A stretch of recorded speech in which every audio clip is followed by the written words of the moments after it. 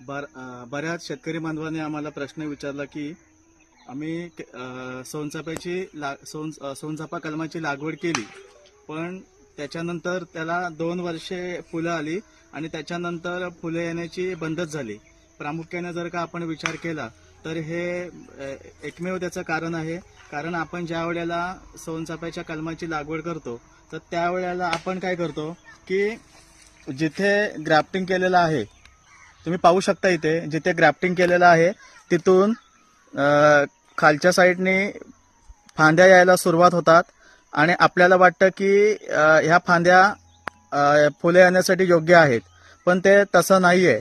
काय करायचं, ज्या वेळेला आपण जिथे ग्राफ्टिंग केलेलं आहे त्याच्या खाली ज्या फांद्या आलेल्या असतात त्या प्रामुख्याने काढून टाकाव्या की जेणेकरून सोनचाफ्याच्या कलमाची जी फांदी आहे ती मोठ्या प्रमाणामध्ये चांगली वाढेल आणि त्याला चांगल्या प्रकारे फुले येतील. आणि जर का आपण समजा ही फांदी जर का नाही काढली तर काय होणार आहे की ही वरची जी फांदी आहे ना ही सुकत जाते आणि ही मरून जाते आणि खालची जी फांदी आहे ना याची मोठ्या प्रमाणामध्ये वाढ होऊन ते खूप उंच जातं. त्याच्यामुळे मग त्याला फुले सुद्धा येत नाही.